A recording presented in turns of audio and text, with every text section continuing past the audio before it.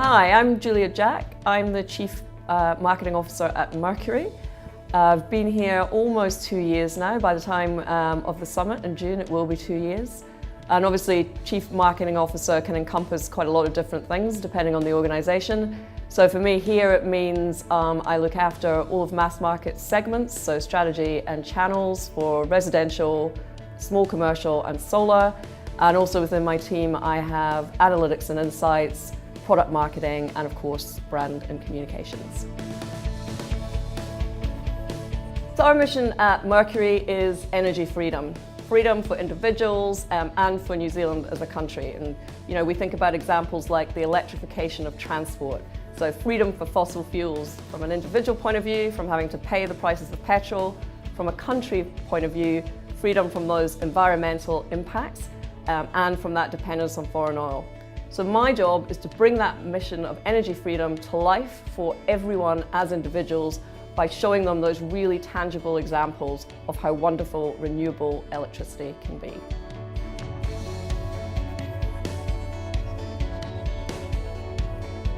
So I really like the theme for this year's summit because I've never been a big fan of the "if it ain't broke, don't try and fix it" maxim. I think that just because it isn't broken doesn't mean that there isn't a lot of improvement, that there aren't a lot of things you can do to make it even better.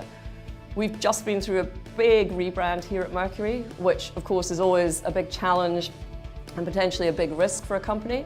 It was extremely successful for us. The results probably even exceeded our best expectations. And so the temptation then is to just glory in the success and forget to revisit the challenges and the things that we could have done differently.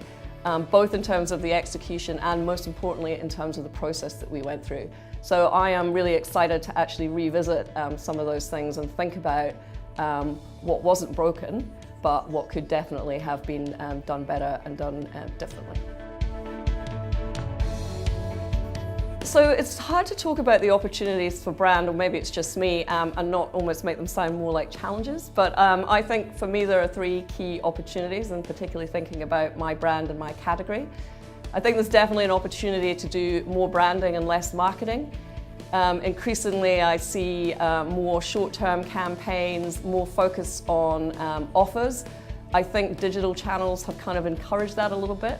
I think some of us struggle to work out how we build a brand story in digital channels. Plus now we have this opportunity to do a whole plethora of different offers targeted to different customers at the same time. So I think the real opportunity for brands who can do it and who want to do it is to focus more on that emotional engagement, that long-term brand positioning and development.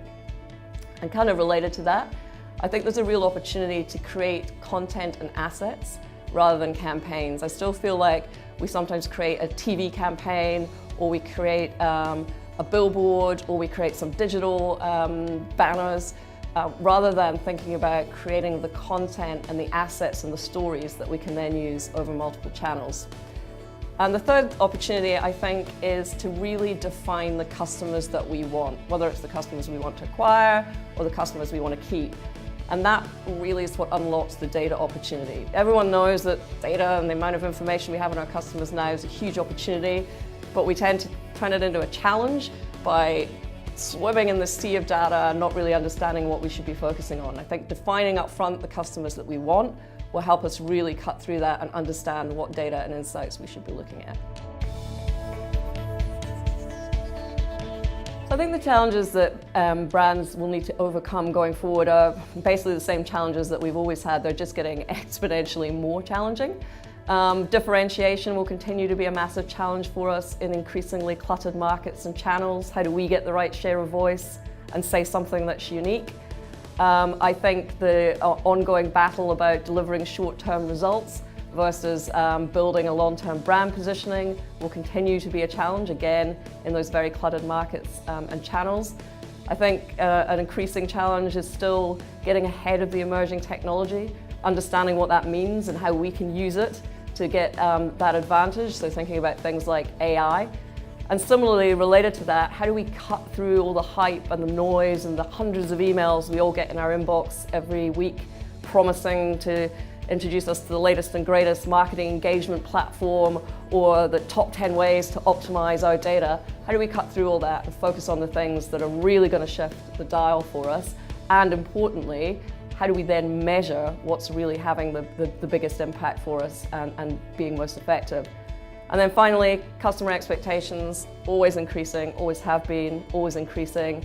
That increasing immediacy of feedback through social channels, the real risk that we face of eroding our brand trust if we aren't very, very careful what we're doing out there for our customers all the time. So what I'm really looking forward to at the summit is having those very robust and real discussions. I think a great thing about the topic or the theme for this year's summit is it's going to be a difficult one to hide behind. We can't just all come and tell our beautiful stories about how well everything's going. The very nature of the theme itself means we are going to have those discussions and conversations about the challenges that we're facing and the things that we need to do differently as brand marketers going forward.